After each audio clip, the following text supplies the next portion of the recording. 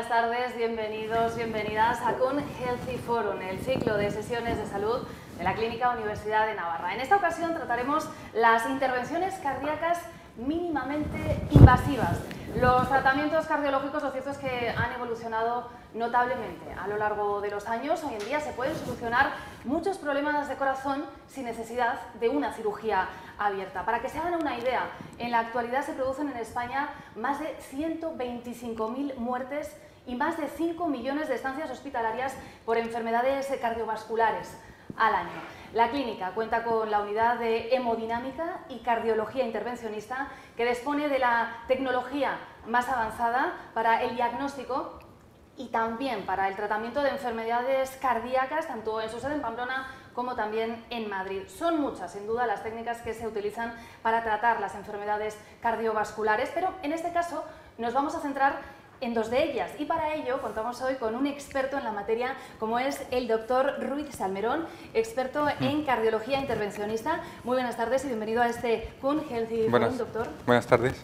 Bueno, en primer lugar, doctor Ruiz Salmerón, antes de nada, creo que es conveniente explicar con cierta precisión qué es la cardiología intervencionista.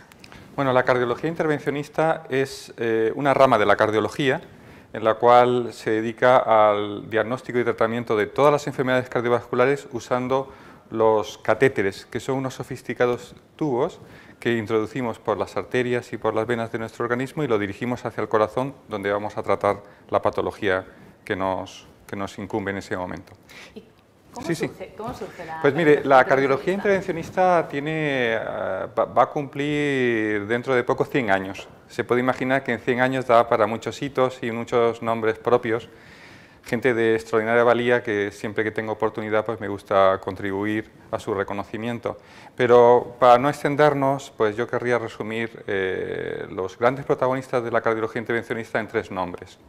El primero, un jovencísimo médico alemán, Werner Forssmann, que en 1929 hizo el primer cateterismo de la historia. Este hecho ya es por sí relevante, pero todavía es más audaz si decimos que el primer cateterismo se lo hizo Werner Forssmann a sí mismo. Este hecho tan singular pues, propició para este joven doctor 2 consecuencias. La primera es que fue despedido inmediatamente de su hospital y la segunda es que 27 años más tarde le dieron el Premio Nobel de Medicina. El segundo protagonista también es un joven médico alemán, Andreas Grunsich, que surge 50 años más tarde del primer cateterismo, realizando en 1977 la primera angioplastia coronaria. Este hecho de poder tratar las enfermedades coronarias, inicialmente con balones y ahora y ya recientemente con stents, pues ha cambiado realmente toda la forma de ver la cardiopatía isquémica, la gran enfermedad que nosotros tratamos, y ha beneficiado a millones de personas en todo el mundo. Desgraciadamente, el doctor Grunsich falleció 7 años más tarde de este primer hecho, de esta primera angioplastia, y por tanto no pudo ver todo lo que él había contribuido a la medicina. Y el último protagonista, que no quiero nunca dejar en el tintero, es un médico francés, Alain Crivier, que hace justo ahora 20 años hizo el primer implante de válvula aórtica mediante un catéter. Con él nació lo que se llama la cardiología intervencionista estructural, que es aquella que no solo se dedica a las coronarias, sino que también resuelve complejos problemas de válvulas, de cavidades cardíacas, áreas que hasta ese momento pues, solo eran ámbito de la cirugía cardíaca. ¿Y cómo se desarrolla la cardiología intervencionista en la Clínica Universidad de Navarra? Bueno, la Clínica Universidad de Navarra, la CUM, tiene un gran nivel, la verdad, en cardiología intervencionista. Tanto en la sede de Pamplona como de Madrid. La apuesta por una altísima dotación tecnológica, como vemos aquí en las imágenes con los quirófanos híbridos, lo que demuestra es que esta institución pues, ha realizado una inversión, una apuesta importante en lo que es este tipo de medicinas, que es una medicina muy eficaz y mínimamente invasiva. ¿Y qué es el TAVI? ¿Qué enfermedad? Pues ya entrando en materia, el TAVI es una parte de la cardiología intervencionista estructural. El TAVI es el acrónimo en inglés de implante transcatéter de válvula aórtica. Aquí lo estamos viendo, que es, y después lo volveremos a ver cuando precisemos un poquito cómo se hace. Lo que supone es cómo resolver un problema complejo como es una valvulopatía aórtica mediante un cateterismo, sin necesidad de abrir el pecho ni parar el corazón como se hace en la cirugía cardíaca estándar. ¿Y en qué consiste, por ejemplo, la estenosis aórtica? Sí, la estenosis aórtica es la enfermedad que tratamos con el TAVI, por lo tanto es un poco como contextualizar qué es el TAVI. La estenosis aórtica es una degeneración de la válvula aórtica con calcificación que implica que una dificultad en la apertura de los velos de la válvula aórtica y por lo tanto impide que el corazón pueda desarrollar su trabajo normal de impulsar la sangre en cada latido hacia todas las partes de nuestro organismo. Por hablar así de forma muy sencilla, la estenosis aórtica es como si colocáramos un tapón en la salida del corazón. El corazón al final termina por claudicar.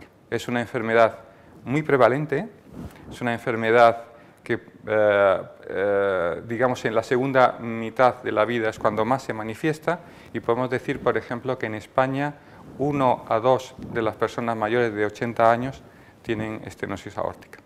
Para ahondar un poquito más en este asunto, ¿cuáles son los síntomas, las consecuencias, la frecuencia? Los síntomas de la estenosis aórtica son muy inespecíficos. Gran parte de la evolución de esta enfermedad pasa sin producir ningún tipo de síntomas. Pero los síntomas como tal, cuando se desarrollan, tienen mucho que ver con el esfuerzo. Es esa persona que tenía antes una capacidad de hacer digamos, determinados esfuerzos, determinada actividad física, que ahora ya está, que por culpa de la estenosis aórtica empieza a estar limitada.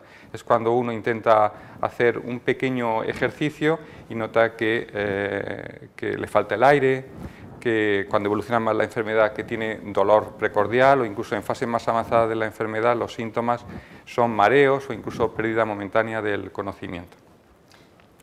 La estenosis aórtica, cuando una vez que se manifiesta es una enfermedad grave, porque una vez que se manifiesta con síntomas, el pronóstico de los pacientes es ya muy infausto, de tal forma que solo 1 de cada 2 sobrevive a los 5 años después de que hayan aparecido estos síntomas de falta de capacidad de hacer un esfuerzo físico. ¿Y cómo se debe tratar en estos casos, TAVI, por ejemplo, de lo que estábamos hablando, o cirugía? Esa es la palabra, digamos, una de las grandes polémicas o grandes preguntas que nos hacemos los cardiólogos en este momento. Sí, tiene usted razón. Pues lo que es cierto, por lo que hemos dicho, es que una vez que aparecen los síntomas de la estenosis aórtica debemos hacer algo. Y ese algo no pasa por otra cosa que no sea el recambio de la válvula. No existe tratamiento médico para la estenosis aórtica. Y cada mes que pasa, cada año que pasa, la estenosis aórtica es todavía peor. Por lo tanto, en base a este mal pronóstico de los pacientes que manifiestan los síntomas de la enfermedad, nuestra recomendación es que debemos de plantear una actitud de recambio de la válvula. Y ahí donde está, como usted dice, la cuestión de TAVI o cirugía. El TAVI se inició hace 20 años, como decíamos, de la mano de Alain Crivier, como una solución a un gran número de pacientes que, sobre todo en aquella época, se consideraban inoperables. Aquellos pacientes que el cirujano veía que tenían una estenosis aórtica, pero el riesgo quirúrgico era tan alto que no los podía meter en la mesa de un quirófano. Ahí apareció el TAVI y dio una gran solución a este tipo de pacientes. Posteriormente, tanto la evolución técnica de las prótesis como la mayor experiencia que tenemos los operadores ha ido posicionándonos como una alternativa muy eficaz y en algunas veces incluso superior a la cirugía, de tal forma que últimamente, en el pasado año, las recomendaciones de la Sociedad Europea de Cardiología dan al TAVI como primera opción sobre la cirugía para aquellos pacientes con estenosis aórtica por encima de los 75 años. ¿En qué consiste, ahondando ya un poco más, en qué consiste la intervención TAVI? Pues lo podemos ver en este vídeo. El TAVI es una intervención que se puede realizar, ya sea, por cierto, hay que decirlo, tanto aquí en Pamplona como en Madrid.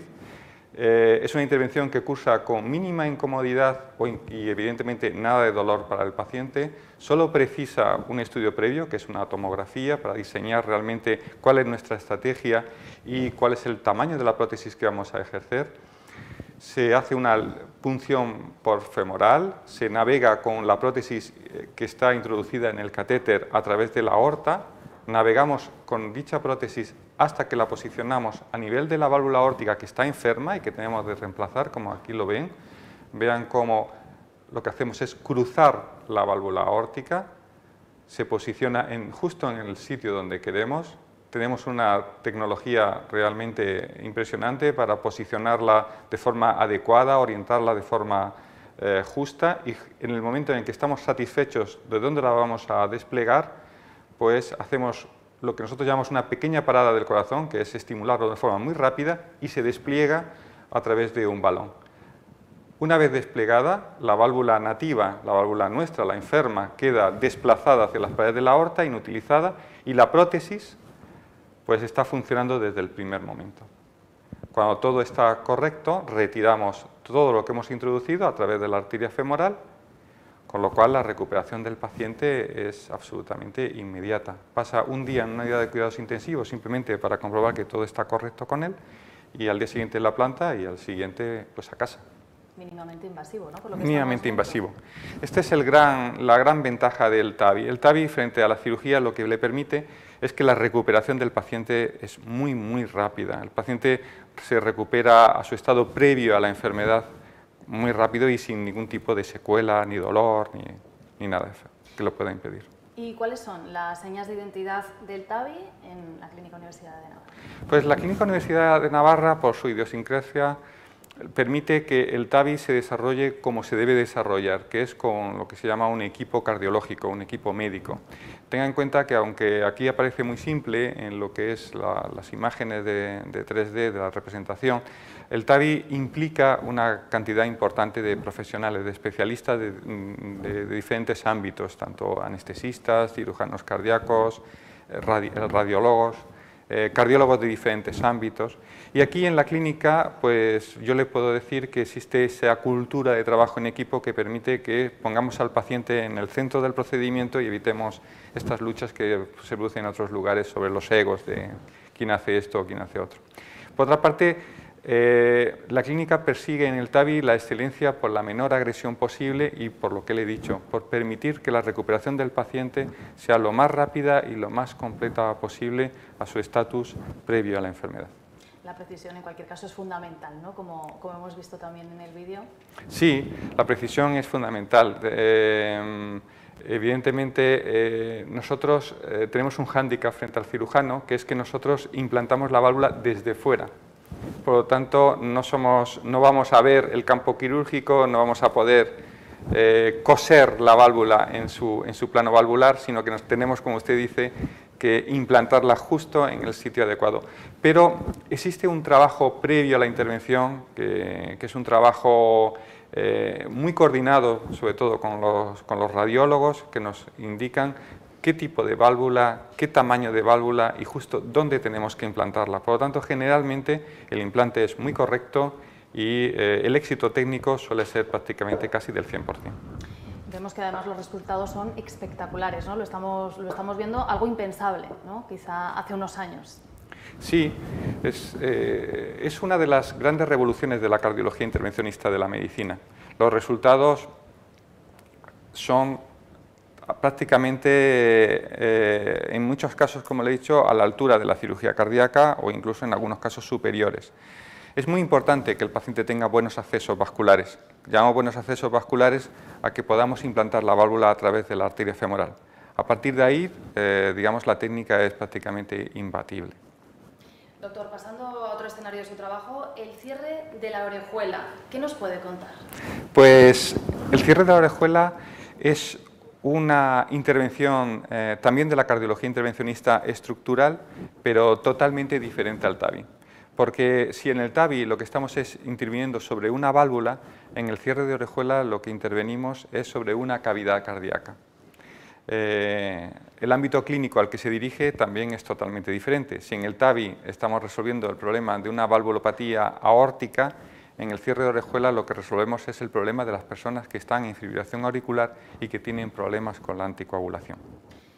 Y ahondando un poco en este asunto, para enfocar el tema, ¿qué es la fibrilación auricular y cuáles son sus consecuencias? Pues la fibrilación auricular es la arritmia cardíaca más frecuente que tenemos, que estamos sufriendo.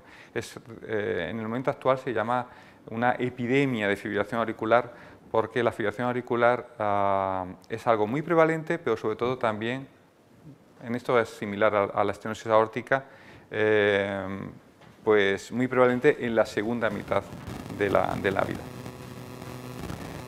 La fibrilación auricular, si podemos, digamos, imaginar el ritmo cardíaco normal como los sonidos de un reloj, en la fibrilación auricular ese tic-tac del reloj es algo que ha perdido totalmente su cadencia, es algo caótico y por lo tanto no tiene ritmo.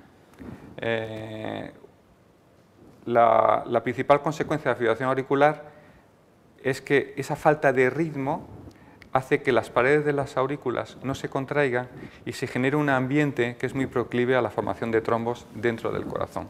Trombos que después se pueden desprender e ir a cualquier parte del organismo, pero especialmente a nuestro cerebro, provocando lo que se llama una embolia cerebral o un ictus.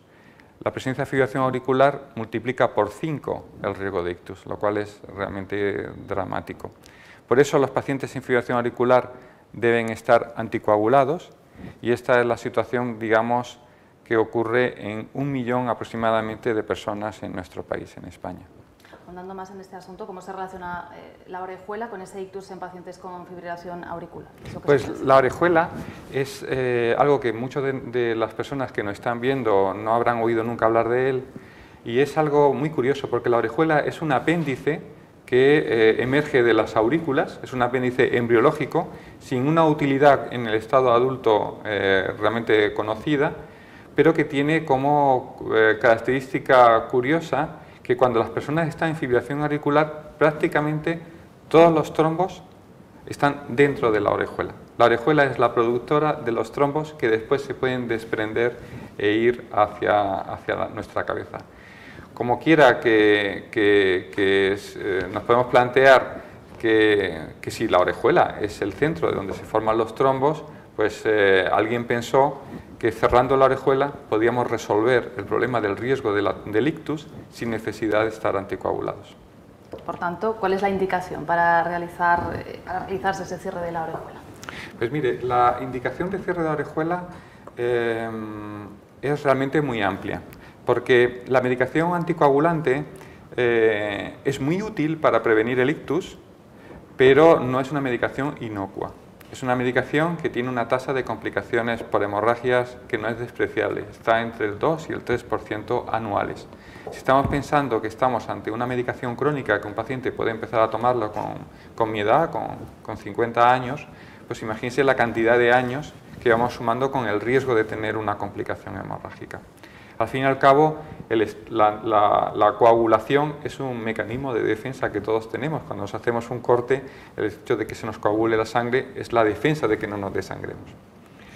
Pues dicho esto, en cualquier caso, si tenemos que tomar anticoagulantes por tener una fibrilación auricular, pues hay algunas personas que no pueden tomar anticoagulante, hay otras que no deberían de tomar anticoagulante y otras personas que no desean tomar anticoagulante. Y eso realmente son las indicaciones para el cierre de orejuela. Por ejemplo, por ir a lo concreto, personas sin fibrilación auricular que cuando toman el anticoagulante están sangrando o sangran con mucha facilidad, básicamente por el tracto gastrointestinal o por otros, digamos, por cualquier otra localización de su organismo, pues estas personas no pueden tomar el anticoagulante y si no toman el anticoagulante, pues tienen la espada de Damocles encima sobre la posibilidad de poder tener un ictus.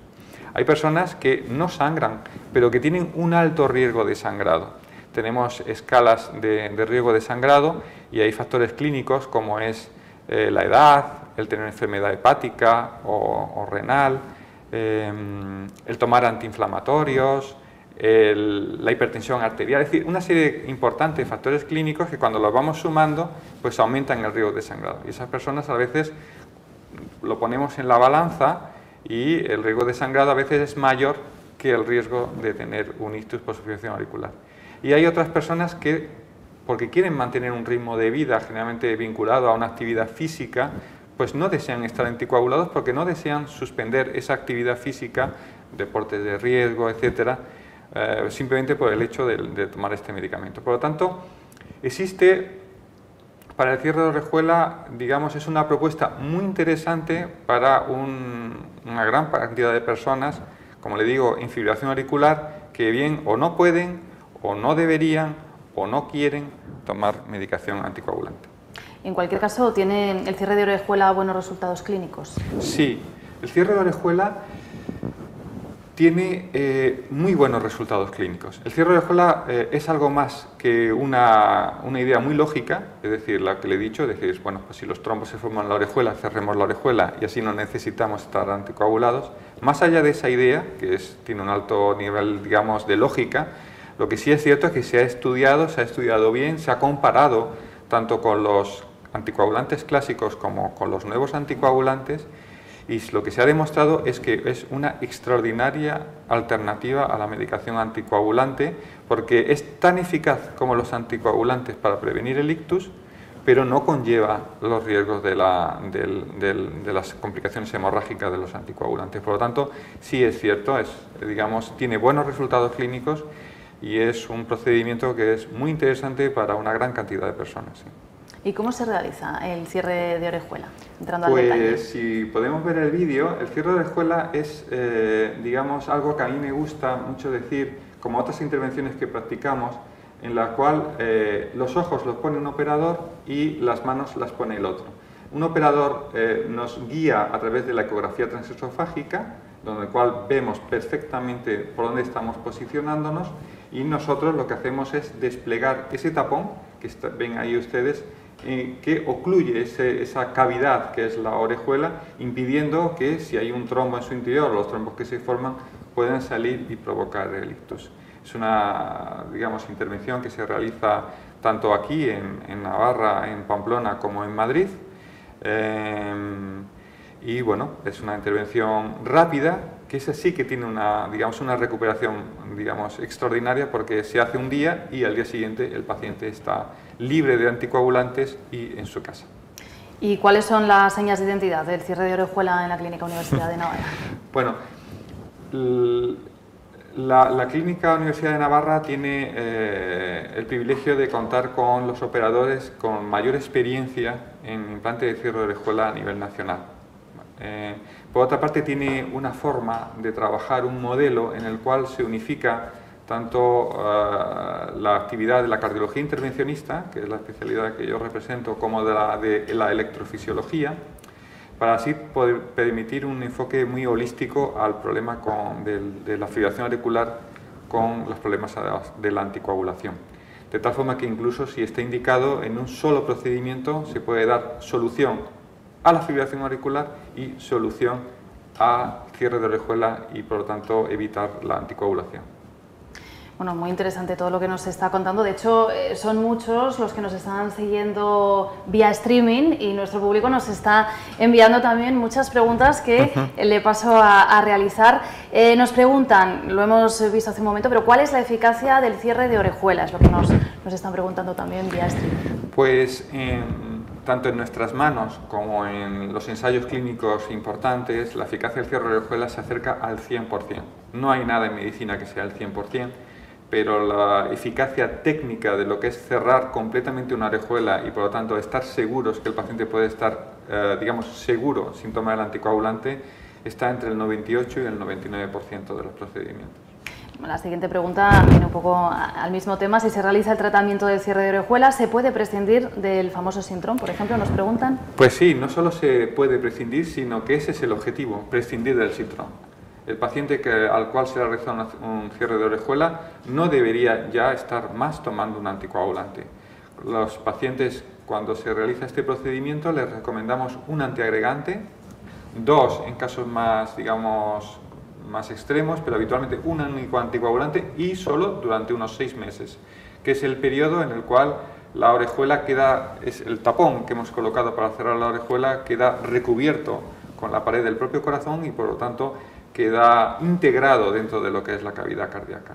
Por lo tanto, respondiendo al paciente, puede olvidarse perfectamente del anticoagulante después del cierre de orejuela y pasar a una medicación de débil antiagregación durante solo unos meses hasta que estemos realmente seguros que el tapón que hemos implantado forma ya parte de su corazón. De su corazón, de su día a día. Nos preguntan también qué experiencia hay sobre el cierre de orejuela en España.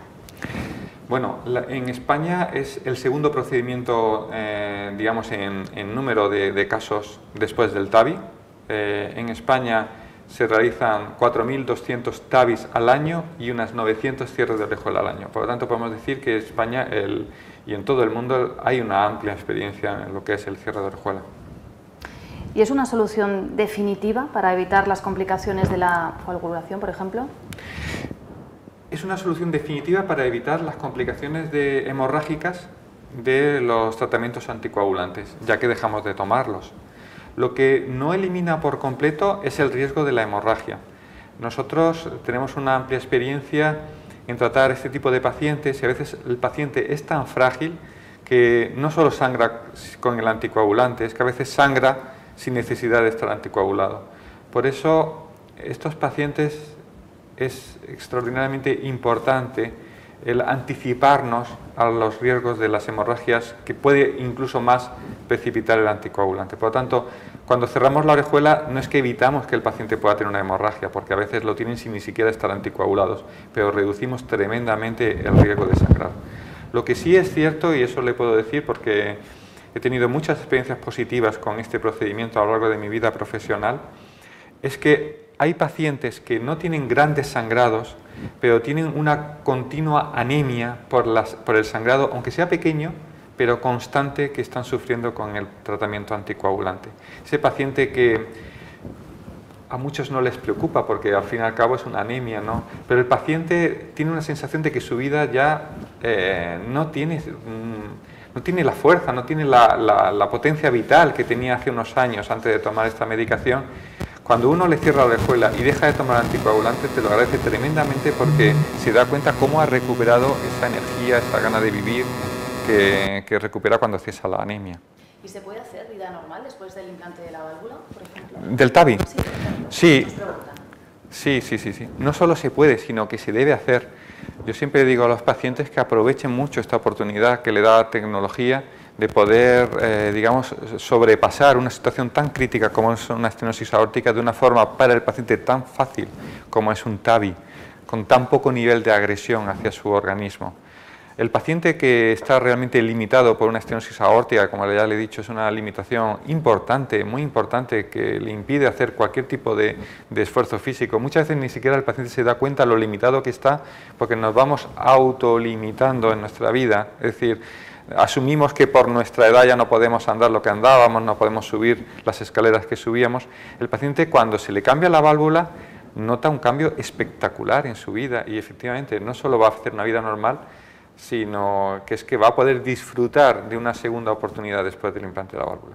Nos siguen llegando muchas preguntas, de hecho. Nos dicen si es adecuada la TAVI para la válvula aórtica bicúspide.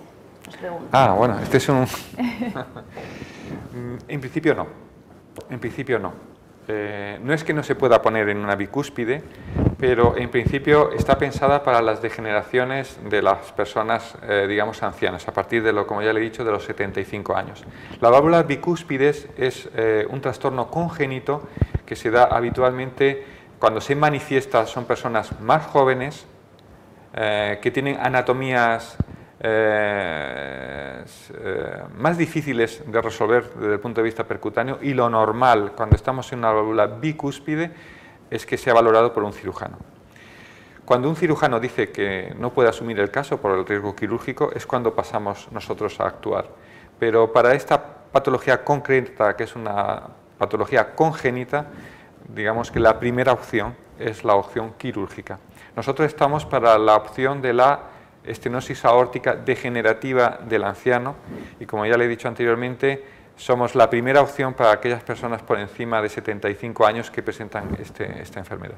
Otro de nuestros pacientes nos está preguntando, es paciente con fibrilación auricular al que han recetado Lixana, Eliquis, Pradaxa y Sintron. Con los dos primeros ha sufrido procesos inflamatorios y con los dos últimos hemorragias nasales. Actualmente está con enoxaparina 40 en espera de una solución. Nos pregunta qué es lo que le aconseja, doctor. Pues a este paciente le aconsejo que venga pronto a la clínica universitaria o en Madrid o en Pamplona y valoremos el cierre de la orejuela. Mire, esto es lo que no se debe de producir. en estos momentos. O sea, ahora con el nivel de evidencia que tenemos, el paciente no puede ir por ese peregrinar, porque los 4 medicamentos que me ha dicho son todos anticoagulantes diferentes, pero todos anticoagulantes. Y este peregrinar del paciente probando un anticoagulante, otro, es lo que no se debería de permitir. ¿Por qué? Pues porque cuando ya un anticoagulante produce una complicación hemorrágica, eso realmente no lo va a solucionar otro anticoagulante. Al final todos anticoagulan, independientemente de que unos se consideren más seguros que los otros. Este caso es el caso paradigmático, como le he dicho, para que venga a hacerse el cierre de orejuela. Con el cierre de orejuela su solución ya sería definitiva, no necesitaría estar tomando, y menos el que está tomando ahora, que es una heparina que se tiene que inyectar a nivel del subcutáneo, que es incómoda, dolorosa y que evidentemente no es una solución para el paciente. Otra de las cuestiones que nos envían es si se puede aplicar técnica mínimamente invasiva para sustituir válvula aorta en personas jóvenes. Pues se puede aplicar, sí, pero no es la primera opción para aplicarse. Las personas jóvenes, por lo tanto, normalmente tienen muy bajo riesgo quirúrgico, deben de consultar inicialmente con el servicio de cirugía cardíaca, porque lo normal en ellos es ofrecerles la cirugía cardíaca. Ten en cuenta que la válvula que nosotros implantamos es una válvula biológica, en los cuales estamos muy seguros de que es una válvula muy duradera. De hecho, está comprobado que dura más de 10, 15 años sin degenerarse, pero en personas jóvenes todavía no estamos seguros que no va a degenerarse esa prótesis y por lo tanto va a necesitar una alternativa. Por lo tanto, nuevamente, la alternativa del TAVI es una alternativa muy válida para la amplia mayoría de las personas que tienen estenosis aórtica, pero todavía estamos ahí en esa edad de los 75 años. Por encima de los 75 años hay que pensar en el TAVI como primera opción, que no es decir que no se pueden operar, también se pueden operar. Y por debajo de los 75 años solo pensaremos en el TAVI cuando un cirujano ha dicho que el riesgo quirúrgico es extremado y por lo tanto es valorable el hacerlo de forma percutánea. Nos preguntan también en qué caso está diagnosticada la ablación si tiene que ver con el cierre de orejuela. Nos acaba de llegar una de las preguntas que nos acaba de llegar a la vía streaming. Sí, la pregunta realmente es muy interesante. Bueno, la ablación está indicada en aquellos casos en los cuales se prevé que por el tipo de fibrilación auricular el paciente va a quedar libre de la fibrilación auricular. Cuando por las características del paciente o de la aurícula esto realmente es poco probable, pues entonces realmente la ablación no está tan indicada. Cuando es una fibrilación auricular de que aparece de novo, o bien aparece y desaparece, el paciente va alternando, que esto realmente es igual que tener una fibrilación auricular permanente en cuanto a términos de riesgo de ictus, pues en esos casos que todavía no hay una degeneración completa de lo que es la aurícula, está indicada la ablación y en el mismo procedimiento, si se prevé que el paciente va a tener problemas con la anticoagulación, el cierre de la orejuela. En una misma sesión se pueden resolver aquí en la clínica universitaria estos dos problemas. Ya finalizando, la última de las preguntas que nos hacen, un paciente dice que está medicado con el IQIS, que lo hemos dicho también antes, y ha sido intervenido en la clínica de ablación cardíaca.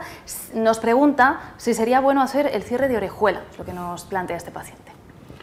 Siempre las indicaciones de cierre de orejuela me gustaría que quedaran claras y por esta forma que he querido plantearles, de que son para pacientes que o bien no pueden, o bien no deberían, o bien simplemente no desean estar anticoagulados, ¿vale? Básicamente, en esos tres grandes ámbitos es donde se puede plantear el cierre de orejuela y que el paciente puede consultar aquí en la clínica universitaria la posibilidad de poder hacerlo. Es cuando no puedo tomarlo porque sangro con el anticoagulante, cuando no debo tomarlo porque tengo unas condiciones clínicas que me hacen tener riesgo de sangrado, o cuando realmente quiero tener una vida que me impide, tengo que elegir entre continuar con mi vida o continuar con el anticoagulante. En esos tres grandes escenarios es cuando yo me podría plantear efectivamente cerrarme la orejuela y dejar el anticoagulante. Pues son las preguntas que nos estaban lanzando tras esta intervención. A modo de conclusión sobre estas intervenciones cardíacas mínimamente invasivas de las que hemos estado hablando, ya para concluir, para cerrar, doctor. Bueno, son 100 años de una especialidad.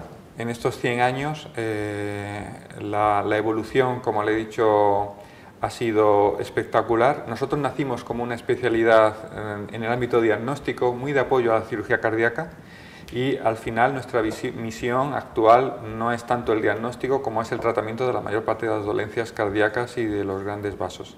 Esto se ha debido a la evolución tanto tecnológica como humana que hemos tenido los profesionales que nos dedicamos a la cardiología intervencionista en los últimos años, y que dentro de lo que es la Clínica Universidad de Navarra, pues se traduce en una actividad de un alto nivel, tanto de rendimiento clínico como técnico. Aquí en la Clínica Universidad de Navarra, no por mí evidentemente, sino por mis colegas, pues hay una muy alta cualificación en el ámbito de la cardiología, de la radiología, de la cirugía cardíaca, de la anestesia dedicada específicamente a estos procedimientos. Existe una dotación tecnológica impresionante. Yo, que soy un advenedizo en esta clínica, pues puedo comparar, y lo que he visto aquí, los quirófanos híbridos, la apuesta que tiene la institución por esta medicina, a mí me ha impresionado.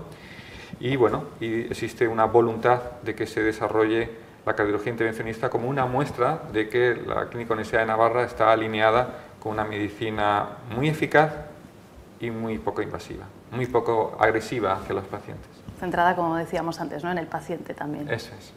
Muchísimas gracias, doctor Rafael Ruiz Salmerón, experto en cardiología intervencionista, por haber estado con nosotros hoy aquí. Y a ustedes, muchísimas gracias por habernos acompañado en este Kuhn Healthy Forum. Nos vemos en la próxima sesión. Adiós y muchas gracias.